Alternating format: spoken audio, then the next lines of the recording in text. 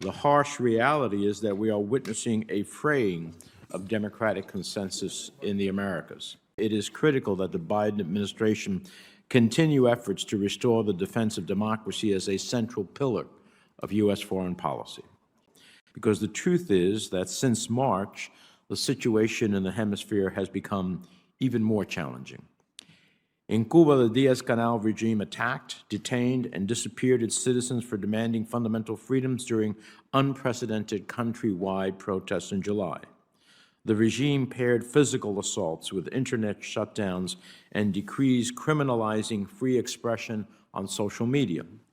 Terrified of the Cuban people's desire for change, it militarized the entire island to prevent protests in November. We must move more aggressively to hold security forces accountable, and we must launch a strategic effort to demilitarize the Cuban economy in parallel with our support for the Cuban people. In Nicaragua, the Ortega's regime relentless campaign to jail and persecute political opponents, civil society, and independent media resulted in the recent sham elections. This month, Congress passed my bipartisan Renacer Act, ushering a new era of international accountability. In Haiti, following President Moïse's assassination, gangs now control large parts of the country and kidnap and terrorize civilians, including American missionaries and children. I look forward to hearing how the administration is working to restore security, facilitate dialogue between civil society and political actors, and help chart a Haitian-led path to new elections to overcome this chaos. Since March, the Maduro regime has continued its campaign of torture, disappearances, arbitrary jailings, and manipulation of essential supplies in order to subjugate the Venezuelan people. It has walked away from negotiations with the National Unity Platform, talks that could help address urgent humanitarian needs and set the country on a path towards recovery. Instead, the regime prioritized holding deeply flawed elections that no credible democratic actor has called free and fair.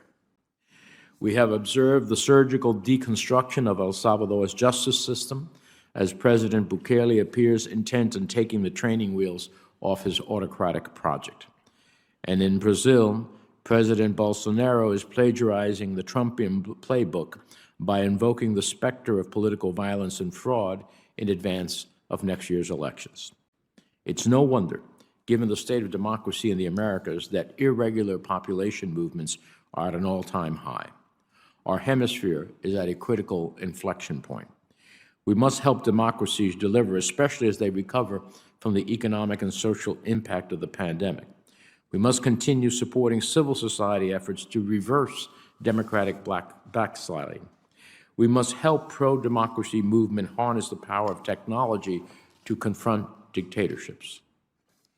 The upcoming Summit for Democracy presents an opportunity to coalesce around a global strategy to confront repressive regimes and strengthen democracies. It's my sincere hope that it produces tangible outcomes.